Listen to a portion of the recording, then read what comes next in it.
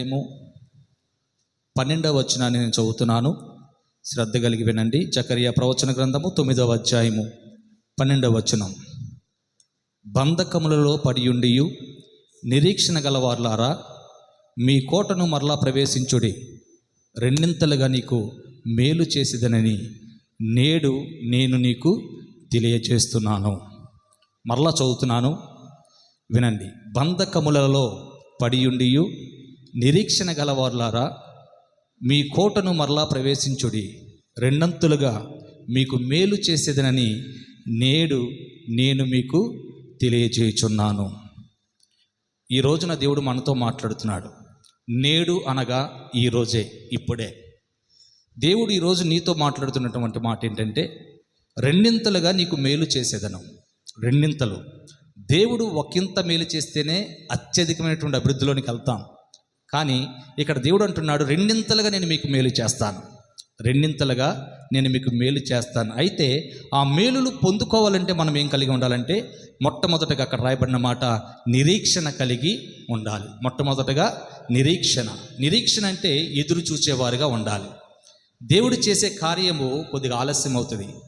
ఈ రోజున చాలామంది అప్పుడే స్వస్థత రావాలి, అప్పుడే ఆశీర్వాదం రావాలి, వెంటనే నాకు మేలు కలగాలని దేవుని వెంబడిస్తూ ఉంటారు. అది తప్పండి. దేవుడి దగ్గరకు వచ్చిన వారు ఖచ్చితంగా ఒక నిరీక్షణ కలిగి ఎదురు చూచేవారుగా ఉండాలి. ఎప్పుడైతే దేవుని మీద ఆధారపడి నిరీక్షణ కలిగి ఉంటామో, ఆ నిరీక్షణ ఎన్నడూ మనల్ని సిగ్గుపరచదు. ఆమెన్ చెప్పండి హల్లెలూయా. దేవుని యందు నిరీక్షణ ఎన్నడూ కూడా మనల్ని సిగ్గుపరచదు. ఎందుకంటే దేవుడు వాగ్దానం చేశాడు, వాగ్దానము చేసిన దేవుడు నమ్మదగిన దేవుడు. ఈ నిరీక్షణ ఎన్నడూ కూడా మనల్ని సిగ్గుపరచదని రోమాపత్రికలో రాయబడింది మాట. ఎందుకంటే ఈ రోజున నువ్వు ఏ బంధకాలతో బంధించబడ్డావో, అది శ్రమైనా, అది వ్యాధి అయినా, అది ఇతర ఏ విషయమైనా సరే, ఏ బంధకాల చేత అయితే నువ్వు బంధించబడ్డావో, ఆ బంధకాల నుంచి దేవుడు నిన్ను విడిపించాలంటే ఖచ్చితంగా దేవుడు యందు నువ్వు నిరీక్షణ కలిగి ఉండాలి. దేవుడు నీ కుటుంబానికి రెండింతలుగా మేలు కలగజేస్తాడు. ఇక్కడ వాక్యం రాయబడింది, మొట్టమొదటగా దేవుడు నీకు రెండింతలుగా మేలు చేయాలంటే మొట్టమొదటగా నిరీక్షణ కలిగిన వారుగా ఉండాలి. రెండవదిగా కోటలో ప్రవేశించుడి, కోటలో ప్రవేశించాలి. కోట అనగా దేవుని మందిరం అనవచ్చు. కోట అంటే దేవుని సన్నిధి. దేవుని సన్నిధిలో ఎవరైతే గడుపుతారో, దేవుని సన్నిధిలో ఎవరైతే నిలుచుంటారో వారికి దేవుడు మేలు చేస్తాడు. దేవుని మందిరంలో ఉన్నటువంటి సంతృప్తికరమైనటువంటి జీవితాన్ని దేవుడు వారికి అనుగ్రహిస్తాడు.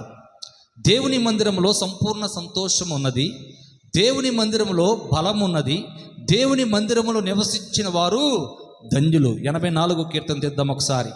84వ కీర్తన. నీ మందిరమునందు నివసించువారు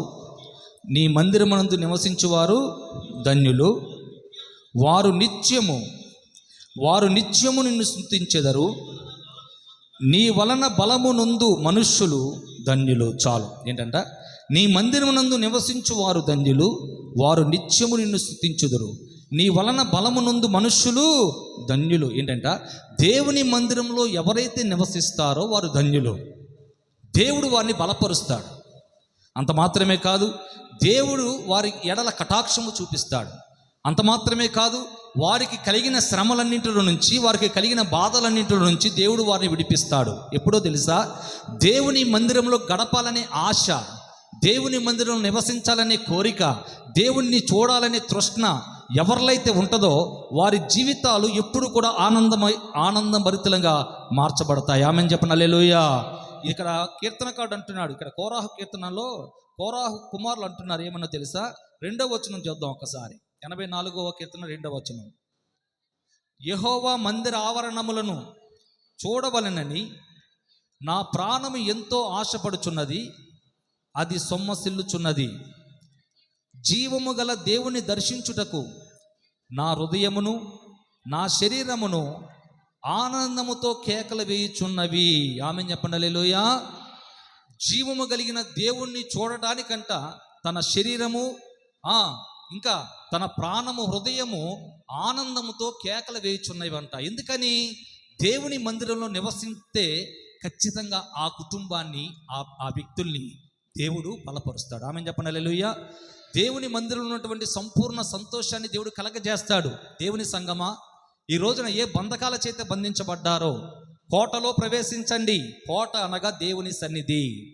దేవుని సన్నిధిలో నీవు నిలుచుంటే, ప్రభువా ఈ బంధకాల చేత బంధించబడ్డాను, ఈ శ్రమలకు తాళలేకపోతున్నాను, ఈ వేదన పరిస్థితిలో నేను ఉన్నానయ్యా, దిక్కు తోచని స్థితిలో ఉన్నాను, నీవే దిక్కు, నేను నీ మీద ఆధారపడుతున్నాను, నీ సన్నిధిలో ఉన్నటువంటి సంపూర్ణ సంతోషాన్ని నాకు కలగజేయండి దేవుణ్ణి వేడుకుంటే నా దేవుని యొక్క కటాక్షం మీ మీదకి దిగివచ్చునుగాక, రెండింతలుగా దేవుడు మీకు మేలు చేయునుగాక.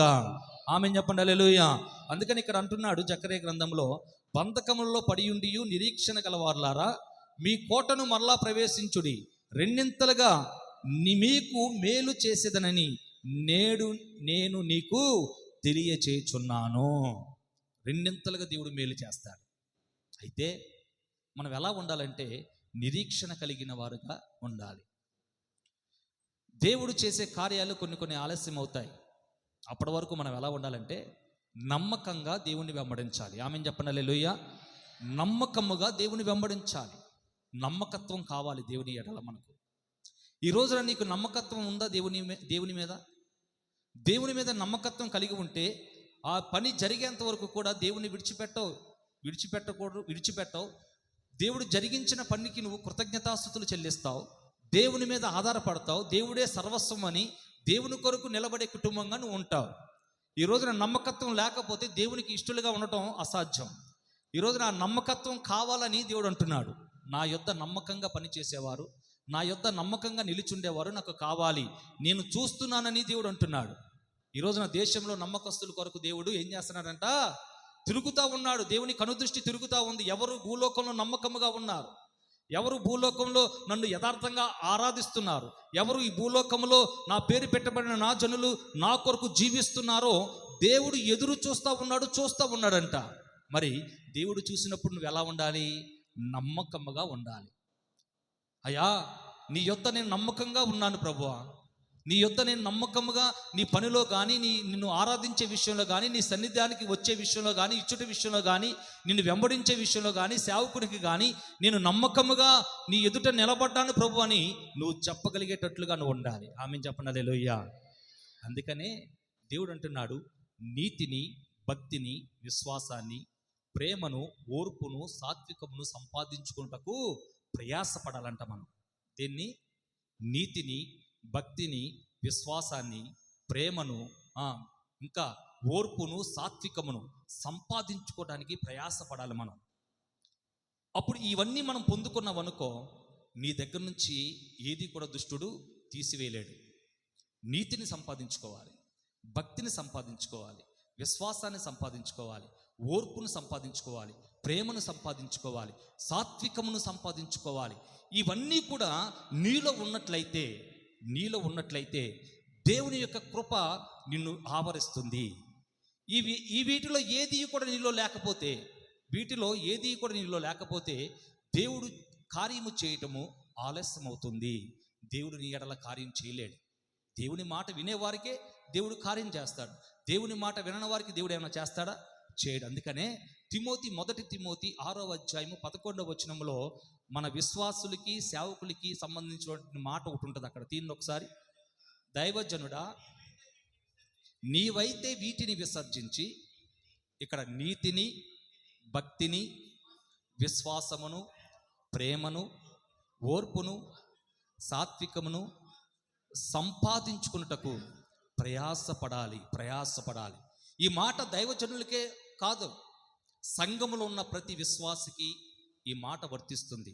సంఘమా, దేవుని బిడ్డలారా, మీరు దేని కొరకు ప్రయాసపడాలంటే నీతిని, భక్తిని, విశ్వాసమును, ప్రేమను, ఓర్పును, సాత్వికమును సంపాదించుకొనుటకు ప్రయాసపడాలి.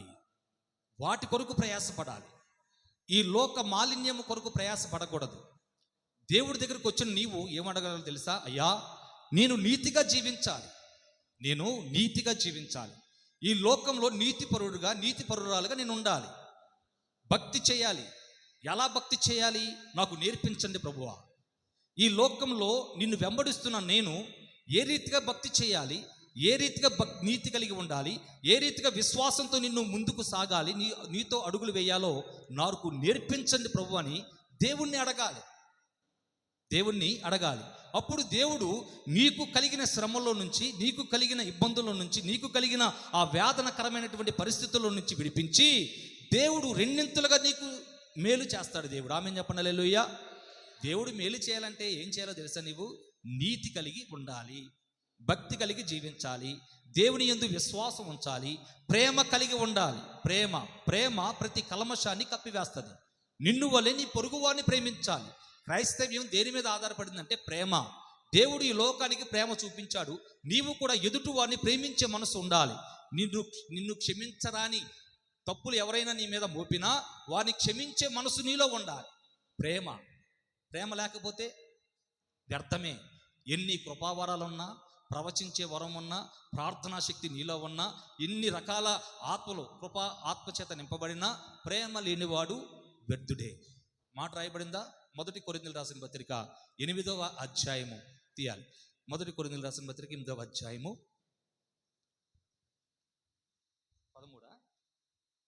1 కొరింథీ 13వ అధ్యాయము చెప్తున్నాను. 1 కొరింథీ 13వ అధ్యాయం, 1 కొరింథీయులకు రాసిన పత్రిక 13వ అధ్యాయము 1 కొరింథీయులకు రాసిన పత్రిక పేజీ నంబర్ 154 క్రొత్త నిబంధన 13వ అధ్యాయం మొదటి నుంచి. మనుష్యుల భాషలతోనూ దేవదూతల భాషలతోనూ నేను మాటలాడినను ప్రేమ లేని వాడనైతే మ్రోగుడు కంచును ఘనఘనలాడు తాళమునై ఉందును. ప్రవచించు కృపావరము కలిగి మర్మములన్నీయు జ్ఞానమంతియు ఎరిగిన వాడనైనను కొండలను పికిలింపగల పరిపూర్ణ విశ్వాసము గలవాడనైనను ప్రేమ లేని వాడనైతే నేను వ్యర్థుడను. చూసారా? ప్రేమ లేనివాడు వ్యర్థుడే. సంఘానికి, విశ్వాసులకి, సేవకుడికి కావాల్సింది ప్రేమ. దేవుడు ఈ లోకాన్ని ఎంతైతే ప్రేమించాడో మనము కూడా ప్రేమించాలి. అన్యజనుల్ని ప్రేమించాలి, నీ బంధువుల్ని ప్రేమించాలి, నీ స్నేహితుల్ని ప్రేమించాలి, నీ మీద ఎవరైతే కక్ష కట్టారో వారిని కూడా క్షమించాలి, ప్రేమించాలి. క్షమాపణ బుద్ధి మనలో ఉండాలి. నిన్ను వలె నీ పొరుగు వారిని ప్రేమించమని దేవుడు అంటున్నాడు.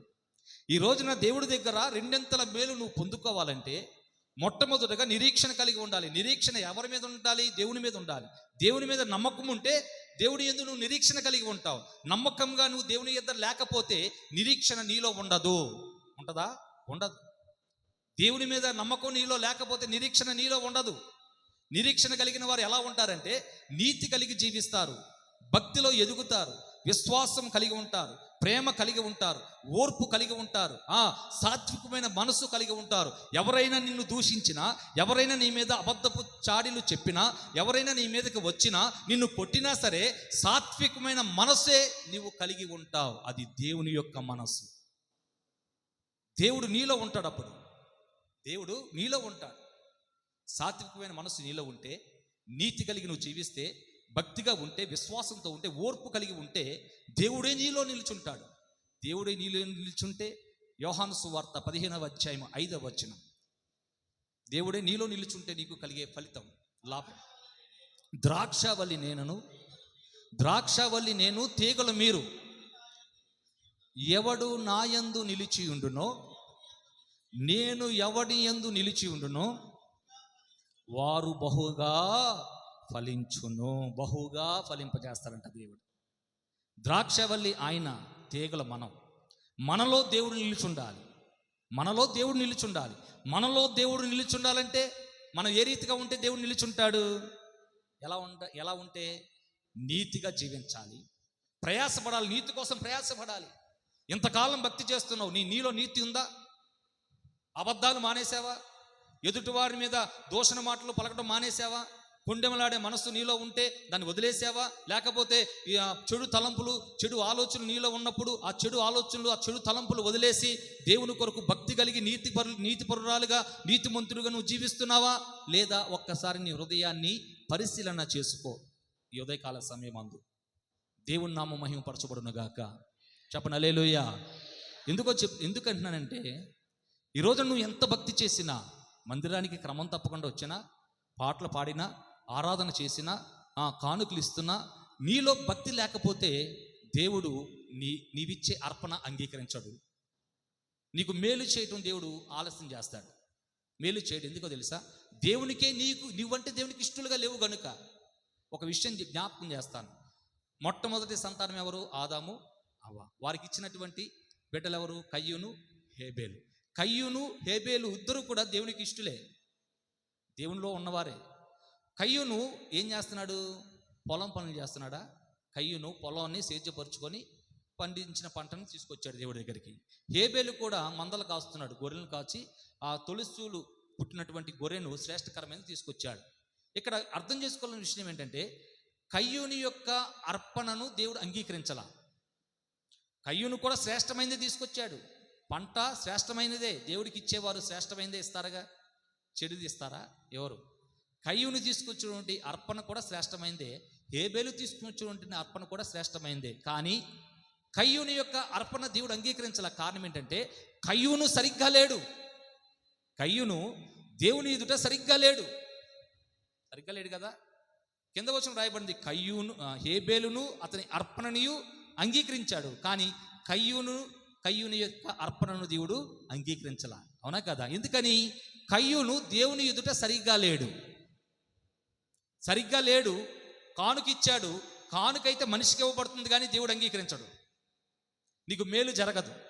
అదే నీవు సరైన రీతిగా ఉంటే దేవుని యందు నీతిపరురాలుగా, నీతిమంతుడిగా, భక్తిపరురాలుగా, విశ్వాసములో ముందుండేటట్లుగా, ప్రేమ కలిగి ఉండేటట్లుగా, సాత్వికమైన మనస్సు నీలో ఉంటే నీవు తెచ్చినటువంటి అర్పణను కూడా దేవుడు అంగీకరిస్తాడు. ఆమేన్ చెప్పండి హల్లెలూయా. చెప్పండి హల్లెలూయా. అందుకనే మనము దేవుని ఎదుట నమ్మకముగా ఉండాలి. దేవుని ఎదుట నమ్మకముగా ఉంటే నమ్మకమైన వానికి దీవెనలు మెండుగా కలుగును. ఆమేన్ చెప్పండి హల్లెలూయా. చెప్పండి హల్లెలూయా. కొంచెంలో నమ్మకంగా ఉంటే ఎక్కువలో నమ్మకంగా నువ్వు ఉంటావు. లోకాసు వార్త 16వ అధ్యాయము 10వ వచనం. లోకాసు వార్త 16వ అధ్యాయము 10వ వచనం. మిక్కిలి కొంచెములో నమ్మకంగా ఉండేవాడు ఎక్కువలోను నమ్మకముగా ఉండును. కొంచెంలో నువ్వు దేవునికి నమ్మకంగా ఉంటే ఎక్కువలోనూ కూడా నువ్వు దేవునికి నమ్మకంగానే ఉంటావు. నమ్మకత్వాన్ని కోల్పోవు. ఈ రోజున దేవుడు అంటున్నాడు, నా ఎదుట నివసించున్నట్లు మీరు నా ఎదుట నమ్మకముగా ఉండాలి. బంధకాల చేత బంధించబడిన వారైనా, కలవరాల చేత, ఇబ్బందుల చేత కుట్టుమిట్టాడుతున్నటువంటి ప్రజలు ఎవరైనా సరే దేవుని ఎదుటకు వచ్చినప్పుడు, దేవుని సన్నిధానికి వచ్చినప్పుడు నువ్వు నమ్మకముగా దేవుని వెంబడించాలి. నమ్మకముగా దేవుని యొక్క మాటను అంగీకరించాలి. నమ్మకముగా సేవకుడి యొక్క అడుగుజాడల్లో నువ్వు నడవాలి. ఎందుకనంటే ఆనాడు పౌలు అంటున్నాడు, ఇదిగో నన్ను పోలి మీరు నడుచుకోమని అంటున్నాడు సంఘానికి. పౌలు దేవుని పోలి నడుచుకున్నాడు. ఎంత సమర్పణ కలిగినటువంటి జీవితం అయితే ఆ మాట పౌలు గారు మాట్లాడుతున్నారు. పౌలు గారు అంటున్నారు సంఘానికి, నన్ను పోలి మీరు నడుచుకోండి. అంటే నీ సేవకుడు నమ్మకమైన వాడైతే నమ్మకమైన వాడి యొక్క అడుగుజాడలో నువ్వు నడవాలి. మన సేవకుడు, మన ఆత్మీయ తండ్రి ఎవరంటే పరమ తండ్రి యేసయ్య. ఆయన యొక్క అడుగు జాడల్లో మనం నడవాలి. ఆయన యొక్క అడుగు జాడల్లో మనం నడవాలి. మనం నడుస్తున్నాము. మనం అనేక మంది అంట దేవునికి శత్రువులుగా నడుచుకుంటున్నారంట. ఫిలిప్పీలకు రాసిన పత్రిక 3వ అధ్యాయము 17వ వచనం చదువుదాం. ఫిలిప్పీలకు రాసిన పత్రిక 3వ అధ్యాయం 17వ వచనం.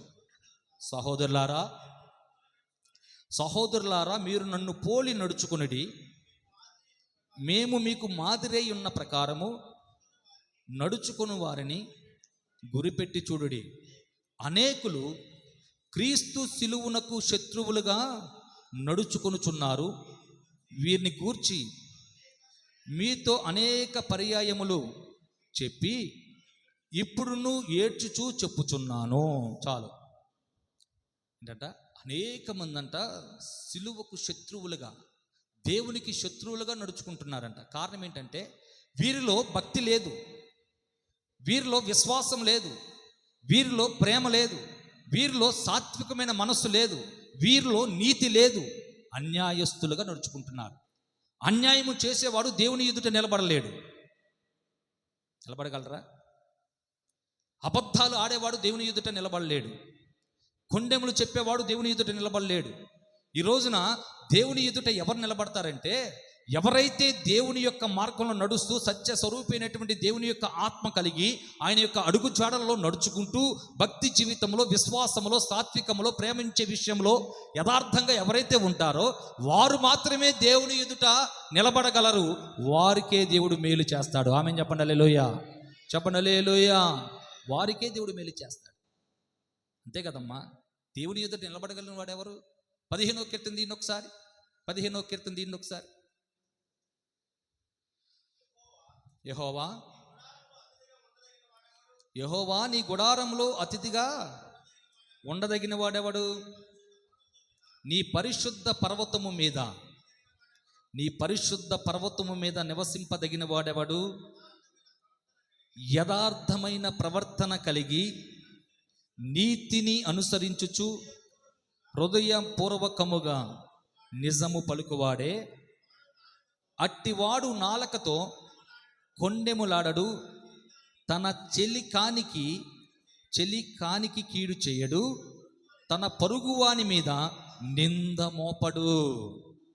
తన పొరుగువాని మీద నింద మోపడు. ఈరోజు నువ్వు నింద మోపుతున్నావా నీ పొరుగువాని మీద? అలాంటి వాడు ఇలాంటిది, ఆ పనులు చేస్తుంది, ఇది అది నువ్వు నింద మోపుతున్నావా? మనము తీర్పు తీర్చేవారము కాదు, దేవుడే తీర్పు తీర్చేవాడు. నువ్వు ఎవరి మీద అయితే నింద మోపుతున్నావో జాగ్రత్త, దేవుడి దగ్గర నుంచి నువ్వు దూరం అవుతున్నట్లే అర్థం.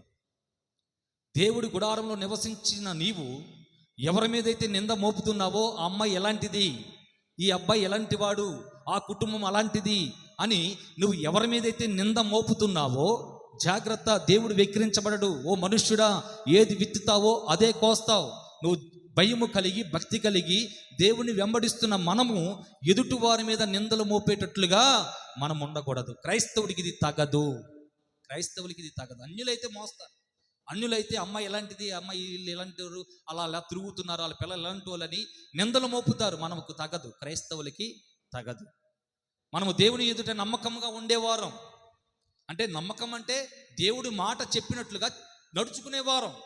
ఎదుటివారిని కించపరిచేటట్లుగా, ఎదుటివారి మీద చాడీలు చెప్పేటట్లుగా, ఎదుటివారిని అసహ్యంగా మాట్లాడేటట్లుగా మనం ఉండకూడదు. నిన్ను వలని పొరుగువారిని ప్రేమించమన్నాడు దేవుడు. అదే ప్రేమ. ఆ ప్రేమ కలిగే మనం ముందుకు సాగాలి. అప్పుడే దేవుడు కనుదృష్టి నీ మీద ఉంటుంది. రెండింతల ఆశీర్వాదం దేవుడు నీకు కలగజేస్తాడు. ఆమె చెప్పండి. హల్లెలూయా చెప్పండి. హల్లెలూయా. దేవుని యందు భయభక్తులు కలగవారు, కింద వచ్చిన చదువు, అతని దృష్టికి నీచుడు అసహ్యుడు, అతడు యెహోవా యందు భయభక్తులు గలవారిని సన్మానించును, అతడు ప్రమాణము చేయగా నష్టము కలిగినను మాట తప్పడు. దేవుని కొరకు నిలబడతాడంతే. తనకు నష్టం వచ్చినా సరే, తనకు కీడు సంభవిస్తున్న సమయంలో అయినా సరే దేవుని కొరకే నిలబడతాడు. దేవుడి దగ్గర నుంచి దూరం అవడు. ఆ కుటుంబం ఏ కుటుంబం? దేవుని కొరకు జీవించాలి, దేవుని యొక్క అడుగు జాడల్లో నేను నడుస్తున్నానన్న కుటుంబము ఎన్నడూ కూడా దేవుడి దగ్గర నుంచి దూరం అవ్వదు. ఈ రోజున భక్తిని, విశ్వాసాన్ని, నీతిని, సాత్వికాన్ని, ప్రేమను సంపాదించుకోవడానికి మనం ఏం చేయాలి? ప్రయాసపడాలి. అప్పుడే దేవుడు యందు మనం నమ్మకం కలిగిన వారని అర్థం. అప్పుడే దేవుని యందు మనము నమ్మకం కలిగిన వారని అర్థం. నమ్మకం లేకపోతే ఏది కూడా సాధించలేము. సాధించగలమా? ఏది సాధించలేము. ఈ రోజున నమ్మకత్వాన్ని కోల్పోతే దుష్టుడు నిన్ను ముడతాడు. నమ్మకంగా నువ్వు లేకపోతే సాతానుడు నీ హృదయంలోనికి వచ్చేస్తాడు. వస్తాడా రాదా? వస్తాడా రాదా? ఖచ్చితంగా వస్తాడు. దేవుని మాట వినకపోతే సాతాను నీలోనికి వచ్చేస్తాడు. దేవుని సన్నిధిలో నుంచి, దేవుడి దగ్గర నుంచి నువ్వు దూరపరుస్తాడు. సాతాను అవ్వని మోసం చేశాడు, అవునా కాదు? ఆదామును అవ్వను మోసం చేశాడా లేదా? దుష్టుడు మోసం చేశాడా లేదా? దేవునితో ఉన్న కుటుంబము ఎప్పుడైతే అపవాదికి చోటిచ్చారో దేవుని సన్నిధి అనబడుతున్నటువంటి ఏదేను తోటలో నుంచి వారు వెలివేయబడ్డారు. కారణం దేవుని మాట యందు వారు నమ్మకము లేదు గనుక. దేవుడు మాట్లాడాడు, ఈ వృక్ష ఫలం మాత్రమే మీరు తినొద్దు అని చెప్పాడు. తినొద్దన్న మాటకు వారు అంగీకరించాలా లేదా? లోబడాలా లేదా? దేవుని యందు నమ్మకం కలిగి ఉండాలిగా వాళ్ళు. కానీ ఆ నమ్మకత్వాన్ని కాపాడుకోగలిగారా? కాపాడుకోలేకపోయారు. ఎప్పుడైతే సాతానుడు ఒక రమ్యకరమైనటువంటి పండును చూపించిందో, ఆకర్షింపజేసిందో, దూరపు కొండలు కూడా నునుపుగా ఉంటాయి. చాలా జాగ్రత్త. దూరపు కొండలు నునుపుగా ఉంటాయి. మన భక్తి జీవితాన్ని కాపాడుకోవాలి, మన యథార్థతను కాపాడుకోవాలి, మన నీతిని కాపాడుకోవాలి, మనకున్నటువంటి విశ్వాసాన్ని కాపాడుకోవాలి. అప్పుడే దేవుడి ఎడల మనం కృప పొందుకొని రెండింతలుగా ఆశీర్వదించబడిన జనాంగంగా మార్చబడతాం. దేవుని యందు నమ్మకం లేకపోతే సాతాను నీలోకి వచ్చేస్తాడా లేదా? ఖచ్చితంగా వస్తాడు. అందుకనే దేవుడు అంటున్నాడు, వాక్యం సెలవిస్తుంది. ఎఫెసీయులకు రాసిన పత్రిక 4వ అధ్యాయము, ఎఫెసీయులకు రాసిన పత్రిక 4వ అధ్యాయము 2వ వచనం. ఎఫెసీయులకు రాసిన పత్రిక 4వ అధ్యాయము 2వ వచనం.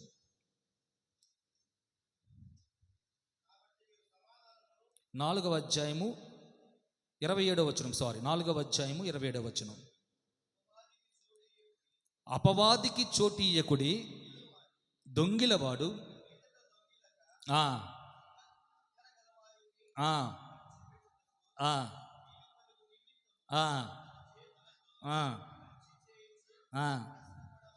కష్టపడవాలి. అపవాదికంట చోటీయకుడి.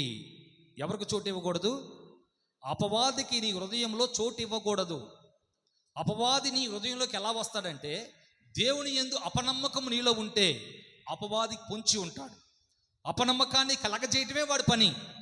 నిరీక్షణ కలిగి లేకుండా ఉండ చేయటమే. నిరీక్షణ కలిగి నువ్వు ఉన్నావు అనుకో, ఆ నిరీక్షణలో నువ్వు లేకుండా దేవుని యందు అపనమ్మకము కలగజేయటమే వాడి పని. వాడికి నువ్వేం చేయకూడదంట? చోటు ఇవ్వకూడదు. ఎక్కడ?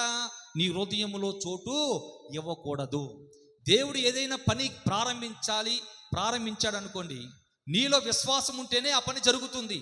అది స్వస్థత అయినా, అది ఏదైనా సరే, అది ఆశీర్వాదమైనా, అది ఏదైనా సరే, నీలో విశ్వాసం ఉంటేనే ఆ కార్యము జరుగుతుందని దేవుడే అన్నాడు ముందుగా. అవునా కదా? నేను ఈ కార్యము చేస్తానని నువ్వు నమ్ముచున్నావా అని అడుగుతాడు దేవుడు. ఏ కార్యము చేయాలన్నా మొట్టమొదటిగా యేసుక్రీస్తు వారు మాట్లాడిన మాట ఏంటంటే, నేను ఈ కార్యము చేస్తానని నువ్వు నమ్ముచున్నావా? కుంటివాడు దగ్గరికి వచ్చాడు, గుడ్డివారి దగ్గరికి వచ్చారు. ఆ గుడ్డివారితో దేవుడు ఏం మాట్లాడుతున్నాడు? అయ్యా, నేను ఈ కార్యము చేస్తానని నమ్ముచున్నావా? అప్పుడు యేసుప్రభువు అంటున్నారు, అప్పుడు అంటారు చూసావా, మేలు పొందుకునేవాడు, అయ్యా నేను నమ్ముచున్నానయ్యా, నేను నమ్ముచున్నాను. మూర్ఛ వ్యాధితో బాధపడుతున్నటువంటి ఆ వ్యక్తి ఆ కుమారుని తీసుకుని వచ్చాడు. తన తండ్రి ఏమంటున్నాడు? అయ్యా, నాలో అపనమ్మకం రాకమునిపే ఈ కార్యము చేయండి అని దేవుని అడుగుతున్నాడు తండ్రి. అంటే యేసుక్రీస్తు వారి దగ్గరకు వచ్చిన నీవు ఎలా రావాలి? ఆయన సన్నిధానంలో ఉన్నాడని, ఆయన నాకు ఫలాన్ని దయచేస్తాడని నువ్వు నమ్మాలి. నమ్మి ఆయన దగ్గరికి వచ్చి నీవు ఆయన అడిగితే ఖచ్చితంగా దేవుడు నీ విశ్వాసాన్ని బట్టి నీకు అనుగ్రహిస్తాడు. ఆమె చెప్పండి హల్లెలూయా. నమ్మకము లేకపోతే దేవుడి దగ్గర ఏది నువ్వు పొందుకోలేవు. నమ్మకత్వాన్ని దేవుడు చూస్తాడు. ఏ విషయాలు నువ్వు నమ్మకంగా ఉన్నావు? భక్తి జీవితంలో నమ్మకంగా ఉన్నావా? పరిశుద్ధతలో నమ్మకంగా ఉన్నావా? నీతిపరుడుగా నువ్వు ఉన్నావా లేదా అనేది దేవుడు చూస్తాడు. యేసేపుని దేవుడు చూశాడు. యేసేపు తను ఏ పని చేసినా ఆ పని అంతటిలో నమ్మకంగా ఉన్నాడు. యేసేపు ఎన్ని శ్రమలు అనుభవించాడో తెలుసా? ఎన్ని నిందలు అనుభవించాడో తెలుసా అని మనందరికీ తెలుసు. అన్నల చేత తునీకరించబడ్డాడు, గోతులో పడవేయబడ్డాడు, అమ్మివేయబడ్డాడు, చెరసాల పాలైపోయాడు, అబద్ధపు నింద మోసాడు, ఎంతో సూటిపోటు మాటలు అంటున్నారు, చెరసాల్లో బంధించబడ్డాడు. అయినా సరే దేవుని యందు నమ్మకత్వాన్ని విడిచిపెట్టాల యోసేపు. దేవునికి నమ్మకంగా ఉన్నాడు. మనుషులు ఎదుట నువ్వు నమ్మకంగా లేకపోయినా దేవుడు చూస్తున్నాడు. అయ్యో, నా దేవుడు చూస్తున్నాడే, నాకు ఇచ్చినటువంటి నీతిని, నాకు ఇచ్చినటువంటి భక్తిని, నాకు ఇచ్చినటువంటి విశ్వాసాన్ని, నాకు ఇచ్చినటువంటి రక్షణను నేను నిర్లక్ష్యపరచకుండా దేవుని ఎదుట నమ్మకంగా నేను ఉండాలి. నా దేవుడు నన్ను చూస్తున్నాడనే భయము నీలో ఉండాలి. ఆమె చెప్పండి హల్లెలూయా. మరి యేసేపులో ఉందా లేదా? యేసేపులో భయం ఉందా లేదా? యేసేపు దేవుని ఎదుట నమ్మకంగా ఉన్నాడా లేదా? యేసేపు దేవునికే నమ్మకంగా లేడు, తను పని ఇచ్చినటువంటి యజమానుడికి నమ్మకంగా ఉన్నాడు. పోతీఫర్కి యేసేపు నమ్మకంగా ఉన్నాడండి. పోతీఫర్కి యేసేపు నమ్మకంగా ఉన్నాడు, తన యజమానుడికి నమ్మకంగా ఉన్నాడు. ఈ రోజున నమ్మకంగా ఉంటున్నారు? ఈ రోజున మీరు ఒకసారి ఆలోచన చేయండి. ఏ విషయమైనా సరే నమ్మకత్వం కనబడాలి. మనం ఫలానా వ్యక్తి నమ్మకస్తురాలు, ఫలానా వ్యక్తి నమ్మకస్తుడు, వీరు దేవుని యందు నమ్మకస్తులరా. ప్రతి విషయం ముందు భక్తి జీవితంలో కూడా యథార్థమైనటువంటి జీవితాన్ని జీవిస్తున్నటువంటి వ్యక్తులని, కుటుంబాలని అనేక మంది అన్యజనులు నిన్ను చూసి సాక్ష్యం ఇవ్వాలి. అది నమ్మకత్వం. లోపల ఉన్నప్పుడు ఒకలాగా, బయటికి వెళ్ళినప్పుడు ఒకలాగా ఉండకూడదు. మనం ఏ పని చేసినా దేవునికే మహిమ రావాలి. ఆమేన్ చెప్పండి. మందిరంలో ఒకలాగా, లోకంలో ఒకలాగా ఉండకూడదు. సంఘంలో ఒకలాగా, పెళ్ళిళ్ళలో ఒకలాగా ఉండకూడదు. దేవునితో ఒకలాగా, దేవుడి దగ్గర నుంచి బయటికి వెళ్ళిన తర్వాత లోకంలో ఉన్నప్పుడు ఒకలాగా ఉండకూడదు. మనం ఎల్ల కాలము ఒకేలాగా ఉండాలి. ఆమేన్ చెప్పండి. హల్లెలూయా. మన దేవుడు ఏకరీతిగా ఉన్న దేవుడు, ఆయనలో మార్పు లేదు. మరి నీలో ఎందుకు వస్తున్నాయి మార్పులు? ఆయనలో ఎంత మాత్రమూ మార్పు లేదు, మరి నీలో ఎందుకు వస్తున్నాయి మార్పులు? ఒకసారి మీరు ఆలోచన చేయండి. నమ్మకత్వాన్ని కావాలనుకుంటున్నాడు దేవుడు. ఈరోజున మనం ఎంత భక్తి చేసింది కాదండి, దేవుని ఎడల నువ్వు ఎంత నమ్మకంగా ఉన్నావు. నువ్వు ఇంత భక్తి చేసి దేవుడు వచ్చేసరికి నమ్మకత్వాన్ని కోల్పోతే నువ్వు విడవబడతావు. అవునా కదా? సిలువలో దొంగ అప్పటి వరకు దొంగ, అప్పటి వరకు కూనీలు చేశాడు, అప్పటి వరకు కుటుంబాల్ని పాడు చేశాడు. అటువంటి దొంగ సిలువ వేయబడ్డాడు యేసుక్రీస్తు వారితో పక్కన. తనకు ఒక మాట అర్థమైంది. ఏమని? ఇతను నిజమైనటువంటి దేవుడు, పాపం లేని దేవుడే సిలువ వేయబడ్డాడు. పాపం లేదు కనుక మనుషుల కొరకు సిలువ వేయబడ్డాడు. ఈయన దేవుడు. నమ్మాడు యేసుక్రీస్తు వారిని. నమ్మాడా లేదా? అతను దేవుడని నమ్మాడు, యేసుక్రీస్తు వారిని దేవుడని నమ్మాడు. అందుకని అన్నాడు, ప్రభువా నీ రాజ్యంలో నాకు చోటు ఇవ్వయ్యా, నన్ను జ్ఞాపకం చేసుకో ప్రభువా, నీ రాకడలో, నీ రాజ్యంలో నన్ను జ్ఞాపకం చేసుకో కృపతోనని ఆ దొంగ దేవుని వేడుకున్నాడు. ఎందుకనే తెలుసా? తనకు అర్థమైంది ఇతను నిజమైనటువంటి దేవుడని. నమ్మాడు, అతను యేసుక్రీస్తు వారిని నమ్మాడు. ఈరోజు నువ్వు నమ్మావు. నువ్వు నమ్మినప్పుడు దేవుని యొక్క కృపను పొందుకుంటున్నావా? నువ్వు నమ్మావు, నమ్మి విశ్వాసంతో దేవుని రక్తంలో కడగబడ్డావు, సంఘంలో చేర్చబడ్డావు, బాప్తిసం తీసుకున్నావు, బలలో పాల్పంపులు అవుతున్నావు. మరి ఆ నమ్మకత్వాన్ని అన్ని విషయంలో కూడా కనబరుస్తున్నావా నీవు? ఒకసారి ఆలోచన చేయండి. కొంచెంలో నమ్మకంగా ఉన్నవాడు ఎక్కువలో కూడా నమ్మకంగానే ఉంటాడు. దేవుడు చూసేది అదే. నీలో ఉన్న నమ్మకత్వం ఎంత? నమ్మకాన్ని కాపాడుకుంటున్నావా లేదా?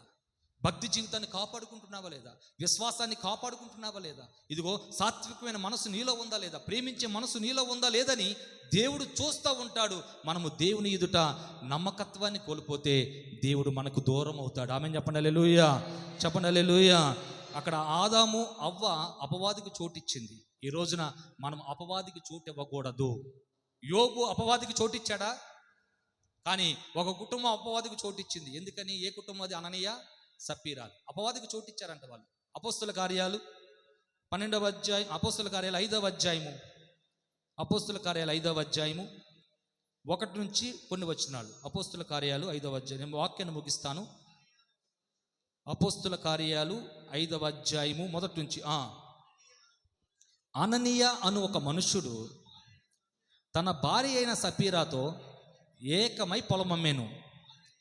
భార్య ఎరుకనే వాడు దాని వెలలో కొంత దాచుకొని కొంత తెచ్చి అపోస్తుల పాదముల యొద్ద పెట్టెను.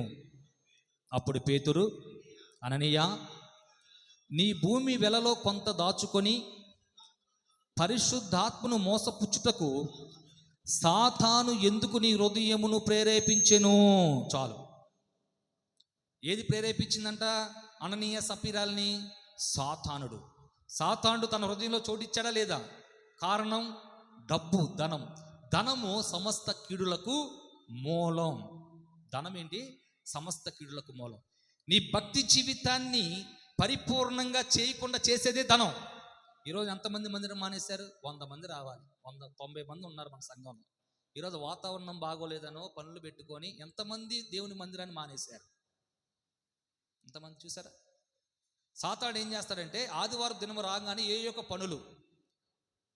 పని చేయాలనో, పని చేయకపోతే ఆహారం దొరకదనో, ఎదురున్న అప్పులను జ్ఞాపకం చేస్తాడు. సోమవారం వారాలు కట్టాలి, వెళ్ళకపోతే డబ్బులు రావు, వెళ్ళపోతే వాళ్ళు వచ్చి ఇంటి మీద కూర్చుంటారు అని సాతానుడు ఏం చేస్తాడంటే దేవుని పనిని పాడు చేస్తూ ఉంటాడు, దేవుని దగ్గరికి రాకుండా.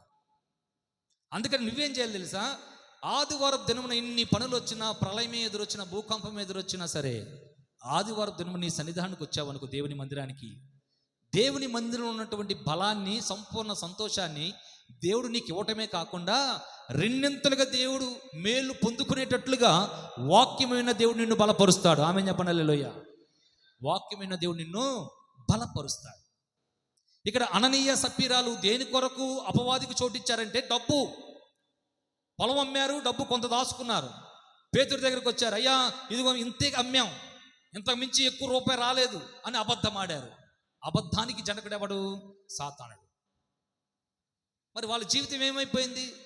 వారి జీవితం ఏమైపోయింది? దేవుణ్ణి మోసం చేశారు. దేవుడి దగ్గర నుంచి దూరం అయిపోయిన జీవితం ఎలా ఉందో తెలుసా? కింద వచ్చిన చదువుగా, అది నీ యొద్ద ఉన్నప్పుడు నీదే కదా.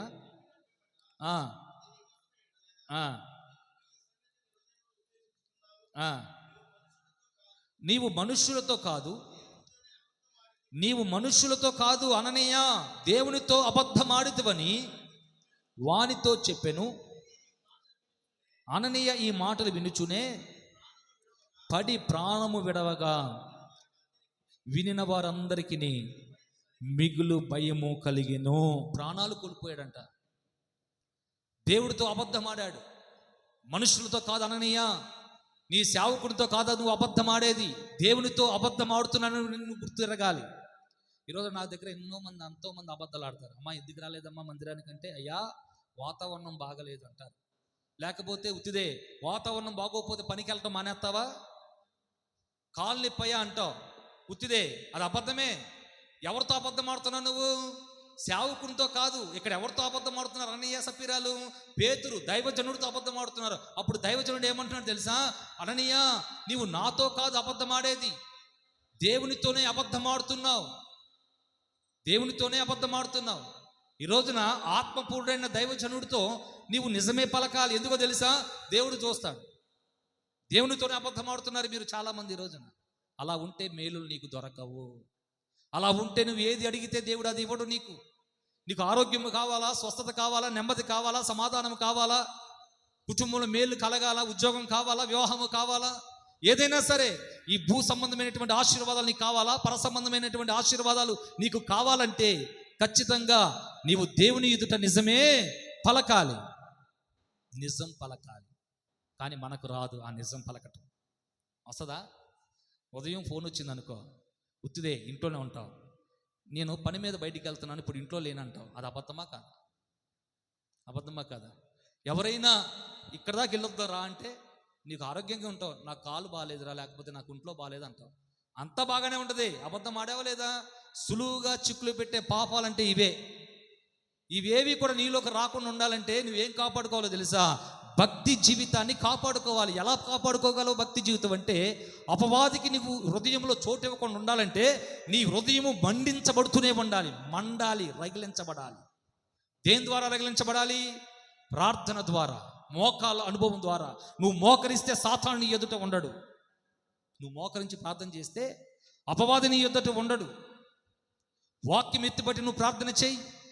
అపవాది సాతానుడు నిన్ను పాడు చేయాలని, నీ కుటుంబాన్ని నాశనం చేయాలని, ఆర్థిక సమస్యలు కలగజేయాలని, ఇబ్బందులు కలగజేయాలని, పేరు ప్రఖ్యాతలు దొంగిలించాలని, అసహ్యకరమైనటువంటి జీవితాన్ని జీవింప చేయాలని వాడు ఎన్ని రకాలుగా ప్రయత్నాలు చేస్తున్నప్పటికీ కూడా నువ్వు మోకరించి ప్రార్థన చేసి, ప్రభువా నాకు ఇచ్చినటువంటి భక్తి జీవితాన్ని, నాకు ఇచ్చినటువంటి విశ్వాసాన్ని, నాకు ఇచ్చినటువంటి సాత్వికమైన మనసును దొంగిలించాలని సాతానుడు చూస్తున్నాడయ్యా, వాడి చెరలో నేను పడకుండా నన్ను రక్షించనని నువ్వు ప్రార్థన చేస్తే సాతానుడు ఉంటాడని ఎదుట ఉండడు. ప్రార్థన చేయటం మనకు నచ్చదు. మనకు ప్రార్థన చేయటం నచ్చదు. వేరే వాళ్ళతో మాట్లాడమని గంటలు మాట్లాడతావు. టీవీ చూడమను, సీరియల్ చూడమను, సినిమాలు చూడమను, అక్కడ అలసట రాదు. ఎంతో ఓర్పు కలిగి, ఎంతో ఇబ్బంది కలిగినా సరే నీకు ఆనందం కలుగుతూ ఉంటుంది అది చూస్తే. కానీ ప్రార్థన చేయమంటే ప్రార్థన చేయి. మరి ప్రార్థన చేయకుండా ఎలా జవాబు సమాధానం పొందుకుంటావు? దేవుని కోటలోకి వచ్చిన నీవు, దేవుని మందిరంలోకి వచ్చిన నీవు ప్రార్థన చేయకపోతే ప్రతిఫలం ఎలా పొందుకోగలుగుతావు? ఒకసారి మీరు ఆలోచన చేయండి. నరులారా, దేవుని సంగమా, అపవాదికి చోటు ఇవ్వద్దు. సాతానుడు గర్జించే సింహం వల్ల ఎవరిని మృంగుదామని తిరుగుతా ఉన్నాడు. ఏ కుటుంబాన్ని పాడు చేయాలా, ఎవరి ఆత్మీయ జీవితాన్ని నాశనం చేయాలా, దేవుడి పనిని చెడగొట్టాలని వాడు తిరుగుతూ ఉన్నాడు. కనుక దేవుని సంగమా, మీరైతే మీ హృదయాల్లో అపవాదికి చోటు ఇవ్వకుండా వినయ భయభక్తులు కలిగి మోకరించి ప్రార్థన చేయండి. ప్రార్థనే ఆయుధము. ఆమేన్ చెప్పండి. హల్లెలూయా. ప్రార్థన ద్వారా నీ గుండెలు బండాలి. ఈ హృదయములో దేవుని ఆలయం, ఇది ఎప్పుడు కూడా మన్నించబడుతూ ఉండాలి. అపవాదికి నీ హృదయంలో చోటు ఇవ్వకూడదు. ఎప్పుడైతే ప్రార్థన చల్లారిపోతుందో, ఎప్పుడైతే నువ్వు ప్రార్థన చేయవో, నీలో పెట్టినటువంటి ఆ మంట తగ్గిపోతుంది. ఎప్పుడైతే మంట తగ్గిందో సాతానుడు నీకు తెలియకుండానే నీలోనికి ఇచ్చేస్తాడు. ఆమేన్ చెప్పండి. హల్లెలూయా. వాడు వచ్చినట్టు కూడా తెలియదు నీకు, తెలుసా? తెలియదు. సౌలుకి తెలిసిందా వచ్చినట్టు? 40 సంవత్సరాలు పరిపాలించాడు ఇశ్రాయేలు ప్రజల్ని సౌలు. దేవుని ఆత్మ చేత 2 సంవత్సరాలే పరిపాలించాడు. 38 సంవత్సరాలు దురాత్మ చేత నడిపించబడినట్లుగా దేవుని యొక్క వాక్యం సెలవిస్తుంది. తనకు అర్థం కాల దేవుని ఆత్మ నాలోనే ఉందని, దేవుని ఆత్మ నాలోనే ఉందని అర్థం చేసుకున్నాడు. దేవుడు నాతోనే ఉన్నాడు, నాతో ఉన్నాడు కాబట్టి నన్ను రాజుగా నిలబెట్టాడు. జాగ్రత్త సుమి, దేవుడు నిన్ను రక్షించాడు. దేవుడు నీ జీవితంలో గొప్ప కార్యం చేశాడు. చేసిన దేవుణ్ణి నిత్యము కూడా వెంబడించాలి తప్ప మానేయకూడదు. మానేసావా సాతానుడు నీలోకి వచ్చేస్తాడు, దేవుడు నీకు దూరం అవుతాడు. ఆమేన్ చెప్పండి. హల్లెలూయా. అవునా కదా? అవునా కదా? సౌల్లో దురాత్మ వచ్చిందా లేదా? సౌల్లో దురాత్మ వచ్చిందా? సౌలుకు తెలుసా? తెలియదు. దేవుని ఆత్మచేతనే నేను నడిపించబడుతున్నాను, దేవుని ఆత్మచేతనే నేను పరిపాలిస్తున్నాను అనుకున్నాడు సౌలు. సౌలుకు తెలియలేదండి దురాత్మ వచ్చిందని, దేవుని ఆత్మ పోయిందని తెలియదు సౌల్లో. ఎప్పుడైతే తనలో ఉన్నటువంటి ఆ దేవుని ఆత్మ పోయిందో దురాత్మ వెంటనే వచ్చిందంట. 38 సంవత్సరాలు సౌలు దురాత్మ చేత నడిపించబడ్డాడు. తన రాజ్యాన్ని పాడు చేసుకున్నాడు. కారణం ఏంటో తెలుసా? దేవుని మాటకు అవిధేయతను తీసుకొచ్చింది సాతానుడు. దేవుడు చేయమన్న పనిని చేయకుండా, దేవుడు వద్దన్న పనిని చేయించేటట్లుగా సౌలు రాజుని సాతానుడు ప్రేరేపించింది. మిమ్మల్ని కూడా ప్రేరేపిస్తుంది. అమ్మా, దేవుని మందిరంలో గడపండి నీ కుటుంబం కంటే. మందిరానికి రారు. ఎవరు ఆపుతున్నారు తెలుసా? సాతానుడే. నీ హృదయంలో సంతోషాన్ని దొంగిలిస్తున్నాడా? ఎవడు? సాతానుడే. నీ కుటుంబంలో శోధన వస్తుందా?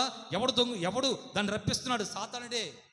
నీ శోధన నుంచి తప్పించి నీకు మేలు చేయాలని దేవుడు ఆశ కలిగి ఉన్నాడు నేడు ఈరోజు. అయితే నువ్వు చేయవలసింది ఏంటో తెలుసా? నిరీక్షణ కలిగి దేవుని మీద నమ్మకం కలిగి ఉండు. యేసేపు ఎంతగా తునీకరించబడ్డాడు, ఎంతగా అందరి చేత వెలివేయబడ్డాడు. తన బంధువుల చేతే, తన తండ్రి చేతే, తన కుటుంబ సభ్యులు అన్నదమ్ముల చేతే వెలివేయబడిన వాడు యేసేపు. తునీకరించబడిన రాయి తలకు మూలరాయిగా మార్చబడ్డాడు. కారణం ఏంటో తెలుసా? దేవుని యందు భయము, భక్తి, నమ్మకత్వంగా ఉన్నాడు యేసేపు. నమ్మకంగా ఉన్నవానికి మెండైన దీవెనలు. ఏ దేశంలో అయితే పరాయివాడిగా, ఏ దేశంలో అయితే బందీగా బంధించబడ్డాడో ఆ దేశానికి యేసేపు ప్రధానమంత్రిగా నిలబెట్టాడు దేవుడు. కొట్టు చప్పట్లు. అందుకనే భక్తుడు పాడుతున్నాడు ఏమని తెలుసా? నడిపిస్తాడు నా దేవుడు, శ్రమలోనైనా నన్ను విడువడు. నడిపిస్తాడు నా దేవుడు, శ్రమలోనైనా నన్ను విడువడు.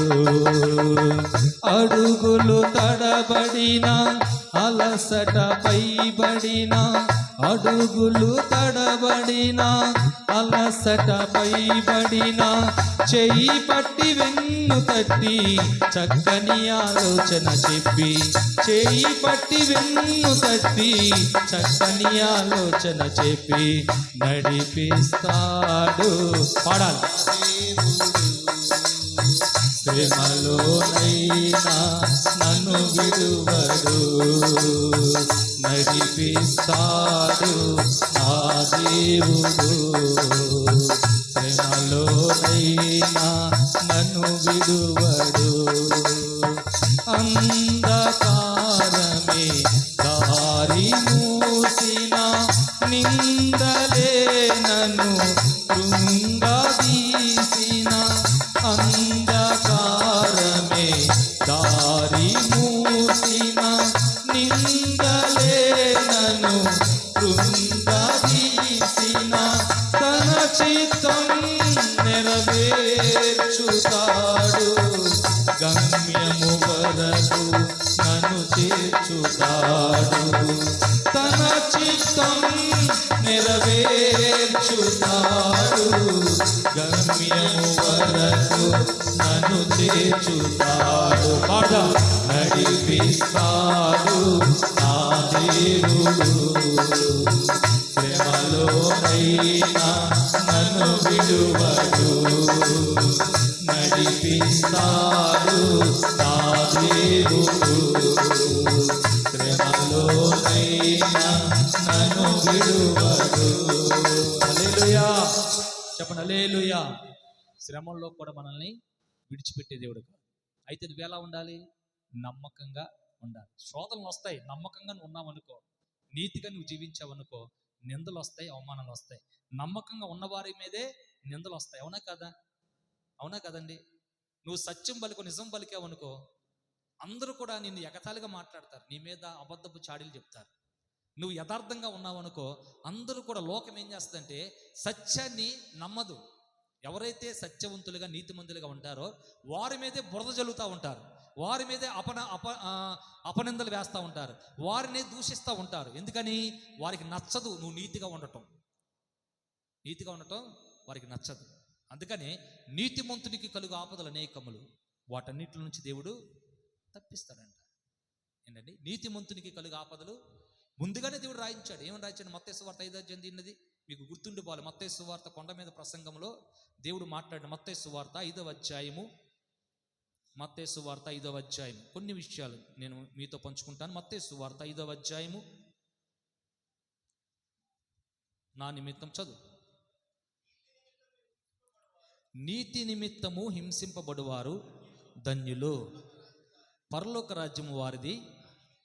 నా నిమిత్తము జనులు మిమ్మును నిందించి హింసించి మీ మీద అబద్ధముగా చెడ్డ మాటలెల్లా పలుకున్నప్పుడు మీరు ధన్యులు, సంతోషించి ఆనందించుడి, పరలోకమందు మీ ఫలము అధికమగును.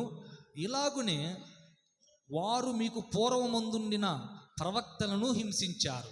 పూర్వం నుంచి ఉంది. నువ్వు నీతిగా జీవించావనుకో, లోకం ఏం చేస్తుంది తెలుసా? నీ మీద నిందలేస్తూ ఉంటుంది. నువ్వు పాపం మానేసావమ్మా, ఒకప్పుడు వ్యభిచారిగా ఉన్నావు, నీ భర్తను మోసం చేశావు, ఇప్పుడు దేవుణ్ణి తెలుసుకున్నావు. అందరూ నీతిమంతులు కాదు, పుట్టుకతోనే పరిశుద్ధులు కాదు, అందరూ పాపం చేసిన వారమే. అవునా కాదా? అందరూ పాపం చేశాం. మరి పాపాత్మలను రక్షించడానికి యేసుక్రీస్తు వారు వచ్చారు. వ్యభిచారంలో పట్టబడిన స్త్రీ ఉంది, యేసుక్రీస్తు వారి దగ్గరికి తీసుకొచ్చారు. ఇదిగో రాళ్లతో కొట్టి చంపాలన్నారు. కానీ యేసుక్రీస్తు వారు అన్న మాట ఏంటి? మీలో పాపము చేయలేని వారు ఎవరైనా ఉంటే మొట్టమొదటి రాయి వేయమన్నాడు. మరి అందరూ పాపం చేశారేగా, అక్కడి నుంచి వెళ్ళిపోయింది. మరి పాపాత్ముల కొరకేగా దేవుడు వచ్చింది. అప్పుడు దేవుడు అంటున్న మాట ఏంటంటే, అమ్మా నేను కూడా నిన్ను క్షమించాను, ఇక నుంచి పాపము చేయొద్దు. ఈ రోజున మనం ఇదివరకు పాపాలు చేసాం. ఒకప్పుడు వ్యభిచారిగా ఉన్నాం, ఒకప్పుడు దొంగతనాలు చేసాం, ఒకప్పుడు త్రాగుబోతుగా ఉన్నాం, ఒకప్పుడు వేషధారణ చేసాం. ఎప్పుడైతే క్రీస్తు రక్తంలో కడగబడి సంఘంలో చేర్చబడ్డావో, ఇదిగో నీవు దేవుని ఎదుట నమ్మకంగా ఉన్నావు. ఇప్పుడు లోకం ఏమంటుందో తెలుసా? ఇదిగో మంచి నీతిపరులు బయలుదేరారు.